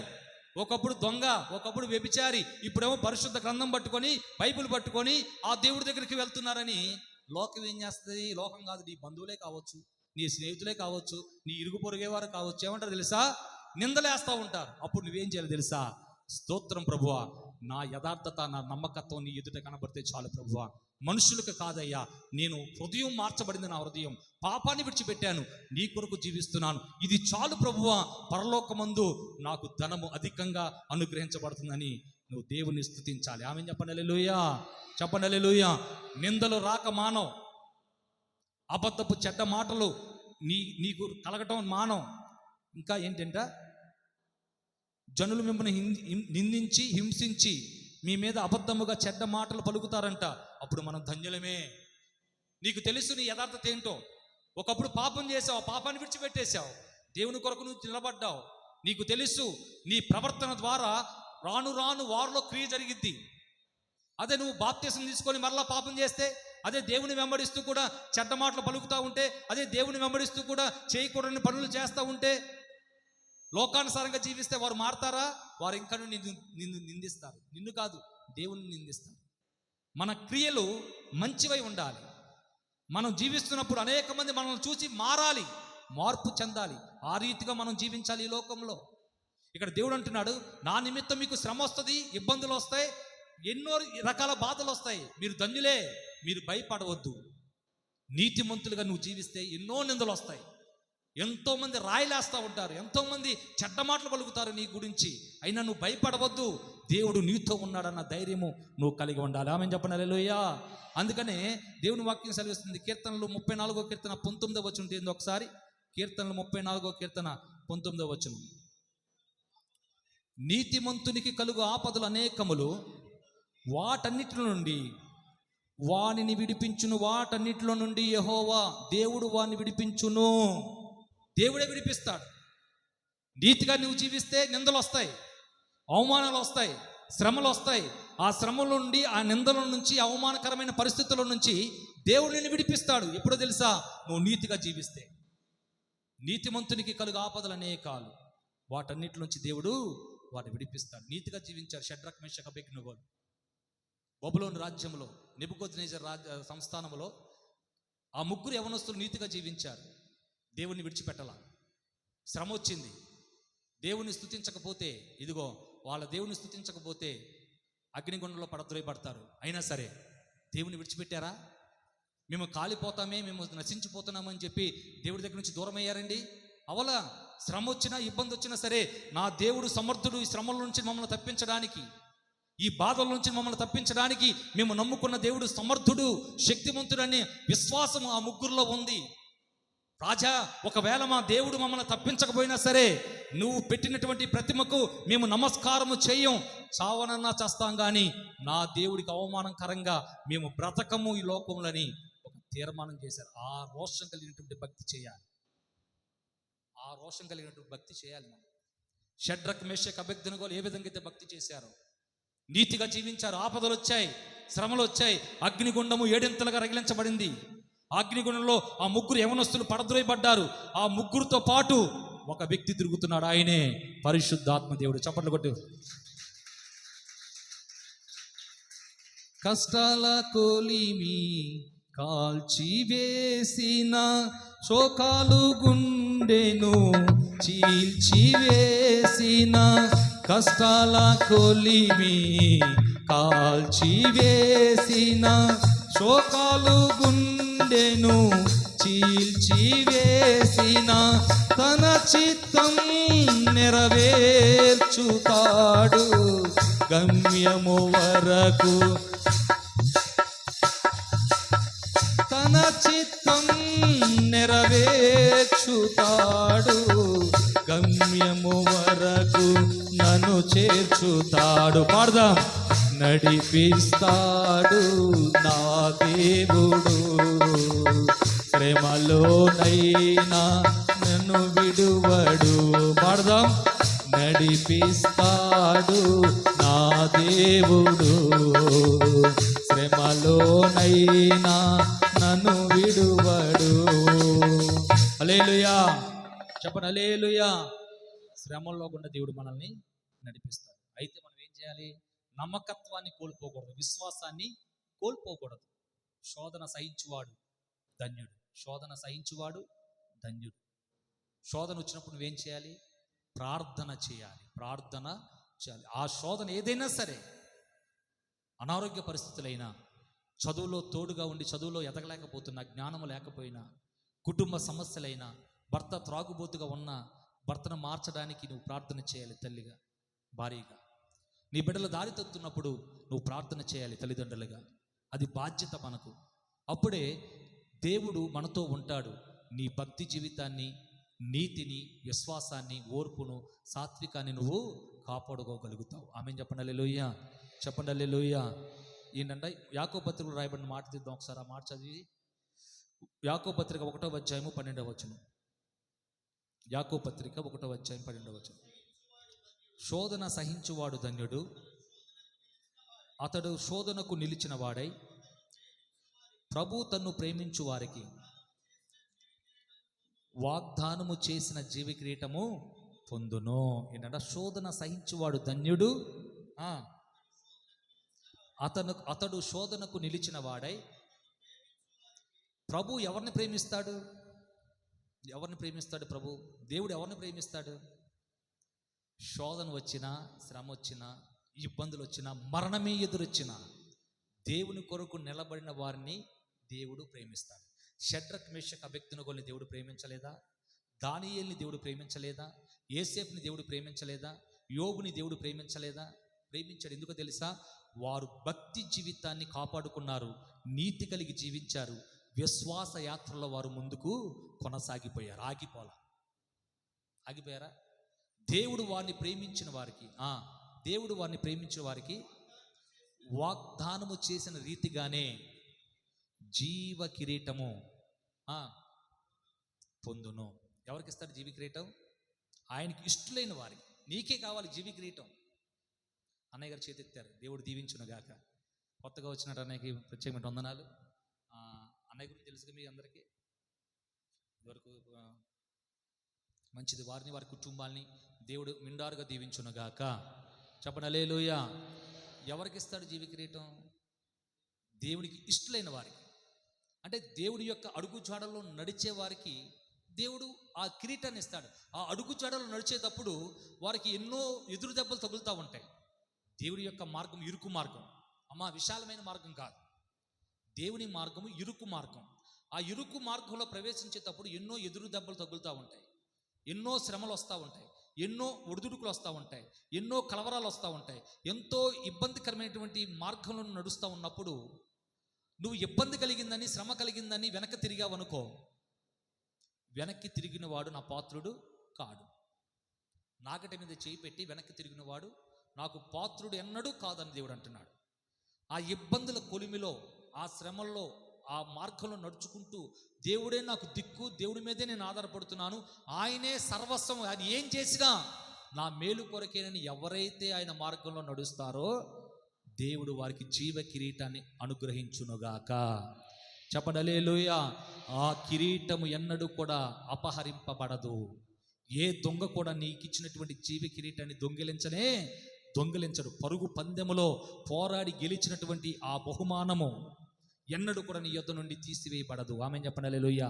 అయితే నీవు ఈ లోకములో దేవునికి నమ్మకస్తులుగా, నిరీక్షణ కలిగిన వారిగా, ఓర్పు కలిగి, ప్రేమ కలిగి, విశ్వాసముతో, భక్తి కలిగి, నీతిమంతులుగా మీరు జీవించినట్లయితే ఖచ్చితంగా సాతాను మీ యొద్దనే ఉంటాడా? ఉండడు. ఒకవేళ శోధింపబడేటట్లుగా, దేవుడి దగ్గర నుంచి దూరం అయ్యేటట్లు కొన్ని శ్రమలు పుట్టిస్తాడు సాతానుడు. పుట్టించడా? యోబుకు పుట్టించలేదా? యోబు ఆస్తి మొత్తం పోయింది, అనారోగ్యంతో ఉన్నాడు, ఒంటి నిండా కురుపులు వచ్చాయి, రోడ్డు పక్కన కూర్చొని ఆ చిల్ల పెంకులతోటి గీసుకుంటా ఉన్నాడు, బూడిద పూసుకుంటా ఉంటున్నాడు. అయినా సరే నోటి మాటతో నిన్న యోబు పాపం చేశాడా? చేయలా.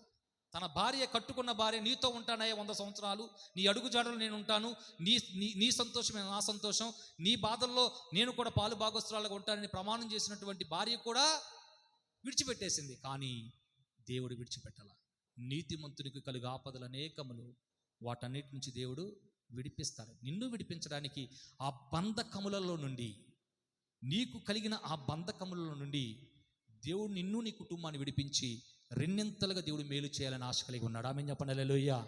అందుకనే అంతము వరకు, ఈ లోకంలో జీవించినంత కాలము కూడా నీ భక్తి జీవితాన్ని, విశ్వాసాన్ని, రక్షణను కాపాడుకుంటూ ఉండాలి. అంతం వరకు సహించిన వాడు మాత్రమే రక్షించబడతాడు. ఆమేన్ చెప్పండి హల్లెలూయా.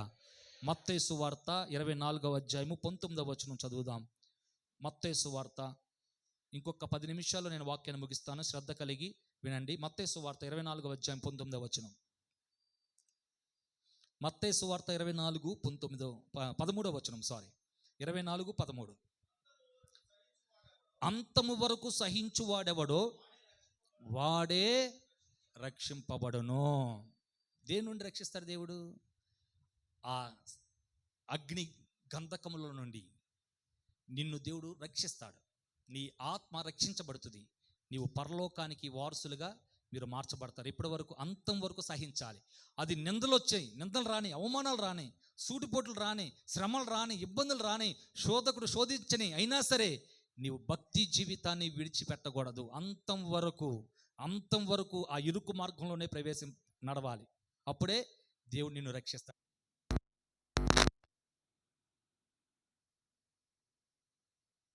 ఒక్కసారి ఒక్కడు తక్కువ 40 దెబ్బలు తిన్నాడేమో కానీ పౌలు గారు ఎన్నిసార్లు తిన్నారో తెలుసా? ఒకటి తక్కువ 40 దెబ్బలు పౌలు గారు ఎన్నిసార్లు తిన్నారో తెలుసా? ఒకప్పుడు పౌలు గారి పరిస్థితి ఏంటి? సంఘాన్ని పాడు చేసేవాడు. యేసుక్రీస్తు అంటే నచ్చదు. తన తత్వశాస్త్రంలో ధర్మశాస్త్రం అనుసరించి నడుచుకునేటువంటి వ్యక్తి ఎప్పుడైతే దమస్కు మార్గంలో దేవుడిని దర్శించాడో, తన జీవితం మార్చబడిందో, దేవుని కొరకు అంకితం చేసుకున్నాడో, ఎన్ని శ్రమలు అనుభవించాడంటే పౌలు గారు లెక్కలేవనన్ని శ్రమలు అనుభవించాడు. 5 సార్లు ఒకటి తక్కువ 40 దెబ్బలు అనుభవించాడు. కొట్టారండి ఆ యూదులు. యేసుక్రీస్తు వారిని ఒక్కసారి కొట్టారు, కానీ పౌలు గారిని 5 సార్లు కొట్టారంట. ఆ మాట చదివి నేను ముగిస్తాను. కొరింథీయులకు రాసిన 2వ పత్రిక. ఎన్నో ఆపదలు పౌలు గారికి వచ్చాయి. దేవుని కొరకు జీవించాడు. కొరింథీయులకు రాసిన పత్రిక, 2వ కొరింథీయులకు రాసిన పత్రిక 11వ అధ్యాయము. కొరింథీయులకు రాసిన 2వ పత్రిక 11వ అధ్యాయము 23 నుంచి 28 వచనాలు చదువుదాం. 23 నుంచి 28 వచనాలు. వెర్రివాని వలె మాట్లాడుచున్నాను, నేనును మరీ ఎక్కువగా క్రీస్తు పరిచారకుడును, మరీ విశేషముగా ప్రయాసపడితిని, మరి అనేక పర్యాయములు చెరసాలలో ఉంటిని. అనేక సార్లు జైల్లో ఉన్నాడంట. చెరసాల్లో ఉంటిని, అపరిమితముగా దెబ్బలు తింటిని, అనేక మారులు ప్రాణాపాయములలో ఉంటిని. అనేక సార్లు ప్రాణాపాయ సందర్భాలు, ప్రాణం పోయేటట్లుగా పరిస్థితులు వచ్చాయంట. ప్రాణం పోయే పరిస్థితుల్లో ఎన్నోసార్లు పౌలు గారు ఇబ్బంది పడ్డారు. ప్రాణాపాయ పరిస్థితులు తనకు వచ్చాయంట అనేక సార్లు. యూదుల చేత 5 మారులు ఒకటి తక్కువ 40 దెబ్బలు తింటిని. ఏంటంట? యూదుల చేత. యేసుక్రీస్తు వారిని సిలువ వేసింది, యేసుక్రీస్తు వారిని కొట్టింది ఎవరు? యూదులే. యూదులు యేసుక్రీస్తు వారిని అంగీకరించరు, ధర్మశాస్త్రముని అంగీకరిస్తారు. యేసుక్రీస్తు వారిని యూదులు ఒక్కసారే కొట్టారు, కానీ దేవుని కొరకు నిలబడినటువంటి వ్యక్తి పౌలు గారిని ఎన్నిసార్లు కొట్టారంట? 5 మార్లు. ఒకటి తక్కువ 40 దెబ్బలు 5 సార్లు కొట్టారంట. చిత్రహింసలు పెట్టారు. శరీరం మీద ఒక్కొక్క కొరడ దెబ్బ పడతా ఉంటే ఎంతో వేదన, ఎంతో రోదన. అయినా సరే దేవుని విడిచిపెట్టాడా? దేవుని విడిచిపెట్టాడండి. శోధన సహించువాడు ధన్యుడు, జీవి కిరీటము వారికి అనుగ్రహించబడుతుంది. యూదుల చేత ఎన్ని మార్లు? యూదుల చేత 5 మార్లు ఒకటి తక్కువ 40 దెబ్బలు తింటిని, 3 మారు బెత్తములతో కొట్టబడి తిని. అనేక సార్లు కొట్టారంట కర్రలతో పౌలు గారిని. దేవుని సేవ సువార్త ప్రకటిస్తూ ఉంటే యూదులు అనేక పర్యాయములు రాళ్లతో కొట్టారు, బెత్తాలతో కొట్టారు, కర్రలతో కొట్టారు. ఇదిగో కొరడాల చేత కొట్టబడ్డాడంట పౌలు గారు. కారణం ఏంటో తెలుసా? దేవుని కొరకు నిలబడ్డాడు. అది భక్తి. ఆశీర్వాదం కొరకో, స్వస్థత కొరకో దేవుని వెంబడించకూడదు. మరలా చెప్తున్నాను, ఆశీర్వాదం రావాలి, దేవుడు నాకు ఉద్యోగం ఇవ్వాలి, లేకపోతే నాకు మంచి జీవితం, మంచి గృహం కట్టుకోవాలి అన్నట్లుగా దేవుని అంగీకరించొద్దు దయచేసి. నువ్వు దేవుని అంగీకరిస్తున్నావంటే నీకు శ్రమ వచ్చినట్టే, శ్రమల గుండా ప్రయాణం అవుతున్నట్టే అర్థం. దేవుడు ఎప్పుడు కూడా ఆనందింప చేయడు. ఒకవేళ దేవుడు ఇస్తాడు, ఖచ్చితంగా ఇస్తాడు, కానీ శ్రమల గుండానే నువ్వు ప్రయాణం అవ్వాలి. నువ్వు నీతిగా జీవిస్తేనే లోకం నిన్ను నిందిస్తుంది. నీతిగా జీవించకపోతే, లోకంలో కలిసిపోతే సంతోషమే, వాడు కూడా సాతానికి సంతోషమే. నువ్వు ఎప్పుడైతే నీతిగా జీవించాలనుకుంటావో అనేక మంది నీ మీద నిందలేస్తారు, అబద్ధపు చెడ్డ మాటలు పలుకుతారు. అనేక మంది నీ మీద విషపు చూపులు చూస్తారు. నువ్వు ధన్యుడివే. ఇక్కడ పౌలు గారు దేవుని కొరకు నిలబడ్డాడు. పౌలు గారికి ఎన్ని శ్రమలు వచ్చాయి? 5 సార్లు ఒకటి తక్కువ 40 దెబ్బలు తిన్నాడు. అనేక పర్యాయాలు బెత్తాల చేత కొట్టబడ్డాడు. ఒకసారి రాళ్లతో కొట్టబడి తిని, 3 మారు ఓడ పగిలి శ్రమ పడి తిని. ఏంటంట? సముద్రంలో ప్రయాణం అవుతూ ఉన్నప్పుడు, సువార్త బోధిస్తూ ఉన్నప్పుడు ఓడ పగిలిపోయిందంట. ఎంత భయంకరమైనటువంటి సంఘటనలు ఎదురయ్యే చూడండి. అయినా సరే దేవుని పని ఆపాడా? దేవుని వెంబడించే పని విషయంలో వెనక తిరిగాడా? లేదు. బ్రతుకుతే క్రీస్తే, చావైతే మేలే. అది విశ్వాస యొక్క జీవితం యొక్క లక్షణం. బ్రతుకుతే క్రీస్తే, చావైతే మేలే. దేవుని కొరకే జీవిస్తాను, దేవుని కొరకే నిలబడతాను, నా భక్తి జీవితము దేవునికి అప్పగించుకున్నాను, నన్ను నేను దేవునికి అప్పగించుకున్నాను కనుక ఈ శ్రమల గుండంలో, శ్రమల మార్గంలో నా దేవుడు నడిపించినా సరే, ఒకవేళ నా కుటుంబంలో క్షేమం లేకపోయినా సరే దేవుని మీద ఆధారపడ్డాను కనుక నా దేవుడు నన్ను అన్యాయము చేయడు, నా దేవుడు నాకు మేలు చేస్తాడన్న విశ్వాసం నీలో ఉంటే ఆ విశ్వాసమే నిన్ను బలపరచునుగాక. చెప్పండి హల్లెలూయా, చెప్పండి హల్లెలూయా. చదువు. ఒక రాత్రింబగళ్ళు సముద్రంలో గడిపి తిని అనేక పర్యాయములు ప్రయాణములలోనూ, నదుల వలనైన ఆపదలలోనూ, దొంగల వలనైన ఆపదలలోనూ, నా స్వజనుల వలనైన ఆపదలలోనూ. ఏంటంట, సొంత వారు కూడా పౌలు గారిని ఏం చేశారంట, సూటిపోటు మాటలు అన్నారంట. ఒరే, నువ్వు మన ధర్మశాస్త్రం ఏంటి, మన భక్తి ఏంటి, నీకేం తక్కువరా, ఆ దేవుని వెంబడిస్తున్నావు, ఆ దేవుని యొక్క మాటను ప్రకటిస్తున్నావు అని ఎగతాళిగా మాట్లాడారంట. సొంత స్వజనులు అంటే కుటుంబ సభ్యులు, తన బంధువులు కావచ్చు, తన రక్త సంబంధికులు కావచ్చు, అందరూ కూడా ఎగతాళిగా మాట్లాడండి. ఈ రోజున చాలామంది జీవితాల్లో కూడా అన్యులు యేసుక్రీస్తు వారిని అంగీకరించిన తర్వాత వారి కుటుంబస్తులు ఏమని మాట్లాడతారో తెలుసా, ఆ కుల తక్కువ దేవుడిని అంగీకరించుకుంటావు అంటారు. అదొక మాట అయిపోయింది, ఊతపదం అయిపోయింది. ఏంటి, కుల తక్కువ దేవుడా? ఆయన ఎలాంటి దేవుడో తెలుసా? సర్వాన్ని సృజించినవాడు, నోటి మాట చేత సృజించినవాడు. ఆయన ఒక మతానికి, ఒక కులానికి, ఒక వర్గానికి చెందిన దేవుడు కాదు. ఆయన ప్రపంచానికి దేవుడు, ఆయన అందరికీ ప్రభువు. ఆమేన్ చెప్పండి హల్లెలూయా. చాలా మందిలో ఈ అపోహ ఉంటుంది. అసలు పాపం లేనివాడే కదమ్మా దేవుడు, పాపం లేనివాడేగా పరలోక రాజ్యాన్ని తీసుకుని వెళ్ళగలడు. పాపం లేని దేవుళ్ళు, దేవతలు అనబడుతున్న వారు ఎవరైనా చెప్పండి ఈ లోకంలో? ఇద్దరు భార్యలు ఉంటారు, వారి జీవితం ఏంటి, వారి పుట్టుకేంటో కూడా తెలియదు. మరి వాళ్ళు దేవుళ్ళు అనుకుంటారు. నేను వాళ్ళ గురించి తక్కువగా మాట్లాడలేదు కానీ చెప్తున్నాను, అసలు నిజమైన దేవుడు యేసుక్రీస్తు వారే. తెలియక చాలామంది ఈ రకంగా మాట్లాడుతూ ఉంటారు. మన దేవుడు గొప్పవాడు, పాపం లేని దేవుడు. సవాలు విసురుతున్నాడు సమాజంలో నిలబడి, నాలో పాపం ఉందని మీరు చెప్పగలరా? మరి ఏ దేవుడు చెప్పాడు పాపం లేదని, నాలో పాపం లేదని? ఎవరు చెప్పారమ్మా? మరణించాడు, పునరుద్ధరణగా తిరిగి లేస్తానన్నాడు. యెరూషలేము సమాధి చేయబడింది యెరూషలేములో. మరి సమాధి ఖాళీగా ఉందా లేదా? ఖాళీగా ఉంది. యెరూషలేములో ఆయన ఒక్క సమాధి మాత్రమే ఖాళీగా ఉంది. దేవుళ్ళు అనబడుతున్న వారు 3వ దినం లెగుస్తారని సమాధి చేయమన్నారు. మరి లెగిశారా? లెగలేదు, అలాగే ఉన్నారు. యెరూషలేము సమాధి మాత్రమే తెరవబడింది. ఈ రోజున అంత గొప్ప దేవుణ్ణి అంగీకరించుకున్నావు, ఆయన అంగీకరించుకున్న నీవు ధన్యుడివే, ధన్యురాలివే. లోకం నిందిస్తుంది, పట్టించుకోవద్దు. లోకం ఎన్నో రకాల మాట్లాడుతుంది, నువ్వు పట్టించుకోవద్దు. నీ విశ్వాసము, నీ గురి ప్రభు అయిన యేసుక్రీస్తు వారు. ఆమేన్ చెప్పండి హల్లెలూయా. ఆయనలో పాపము లేదయ్యా, నా కొరకు మరణించాడు, నా కొరకు పునరుద్ధరణగా తిరిగి లేచాడు. ఆ గొప్ప దేవుని నమ్ముకున్నాను, నువ్వు కూడా నమ్ముకో. నీ ఆత్మ నరకంలో కాలిపోకుండా పరలోక రాజ్యంలో ఉంటుందని నువ్వు చెప్పాలి నీ బంధువులకి. నీ బంధువులు నిన్ను ఎగతాళిగా మాట్లాడుతున్నారా నీ స్వజనులు? పౌలు గారిని కూడా అలాగే మాట్లాడారు. అందుకని పౌలు గారిలో ఒక మంట ఉండేది. ఏంటో తెలుసా? నా రక్త సంబంధికులకి రోషము కలిగించి, పుట్టించి ఎలాగైనా సరే దేవునిలో వారిని నిలబెట్టాలి. ఆమేన్ చెప్పండి హల్లెలూయా. ఎంత రోషం కలిగినటువంటి భక్తి చేశాడో పౌలు గారు చూడండి. తన బంధువులు, స్వజనులు తిడుతున్నా సరే వారిని ఏమనలా, క్షమించాడు. పైపచ్చి ఏమంటున్నాడు తెలుసా? నా రక్త సంబంధికులకి రోషం కలిగించి కొందరినైనా సరే రక్షణ మార్గంలో నడిపించడానికి నేను ప్రయాసపడుతున్నానని వాక్యంలో రాయబడింది ఆ మాట. ఆమేన్ చెప్పండి హల్లెలూయా. ఆ మాట చదువు ఒకసారి, ఎక్కడ ఉందండి? అపోస్తుల కార్యాల రోమపత్రిక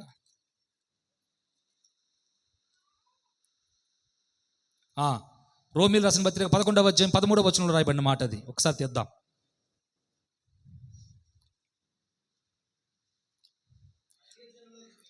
అన్యజనులకు మీతో నేను మాట్లాడుచున్నాను, నేను అన్యజనులకు అపోస్తులనై ఉన్నాను గనుక ఏ విధమునైనను నా రక్త సంబంధికులకు రోషము పుట్టించి వారిలో కొందరినైనను రక్షింపవలనని నా పరిచర్యను ఘనపరుచుచున్నాను. చూసారా, పౌలు గారు అంటున్నారు, కొందరినైనా సరే నా రక్త సంబంధికులకి రోషం పుట్టించి రక్షించాలని తనలో పరితపిస్తూ ఉన్నాడంట, తన పరిచర్యని కనపరుస్తూ ఉన్నాడంట.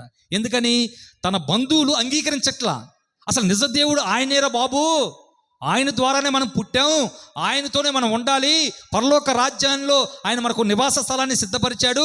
ఈ లోక యాత్ర ముగించబడిన తర్వాత మన ఆత్మ ఆయన దయచేశాడు కనుక ఆ ఆత్మ పరలోక రాజ్యంలో ఉండాలి. ఆయనతో లేకపోతే నిత్య నరకాగ్ని, అక్కడ మంట ఆరదు, అగ్గి ఆరదు, పురుగు చావదు, అక్కడ నీ ఆత్మ కాలిపోతుందయ్యా. ఇలాగైనా సరే యేసుక్రీస్తు వారిని అంగీకరించండి అని వారికి రోషం పుట్టించేటట్లుగా దేవుడు మాట్లాడాడంట పౌలు గారు అలా మాట్లాడి కొందరినైనా సరే రక్షించాలనే తాపత్రయం పౌలు గారికి ఉంది. ఎందుకని? తన స్వజనులు వల్ల తనకి శ్రమ కలిగిందంట. ఈ రోజున మన జీవితంలో కూడా అలాగే ఉన్నాం. మనం రక్షించబడ్డాం, మన కుటుంబాలు రక్షించబడాలి, మన బంధువులు రక్షించబడాలి. చెప్పు, సువార్త చేయి. సువార్త ఎలా చేయాలి? నువ్వు సరైన రీతిగా ఉంటే, నీవు క్రమశిక్షణగా ఉంటే, దేవుని వెంబడించే విషయంలో నీతి కలిగి ఉంటే, విశ్వాసంతో ఉంటే, మంచి ప్రవర్తన కలిగి హృదయం శుద్ధీకరించబడి ఎవరు కూడా ఏలెత్తి చూపించకుండా నీ భక్తి జీవితాన్ని కాపాడుకుంటే నువ్వు చెప్పే మాట వారు అంగీకరిస్తారు. అదే నువ్వు మందిరానికి వస్తూ పాపం చేస్తే, నువ్వు మందిరానికి వస్తూ బూతు మాటలు మాట్లాడితే, నువ్వు మందిరానికి వస్తూ ఎదుటివారి మీద దూషణ మాటలు మాట్లాడితే, ఎదుటివారిని కీడు చేసే మాటలు మాట్లాడుతుంటే అన్యజనులు నీ బంధువుల్ని దేవుడు అంగీకరిస్తారా?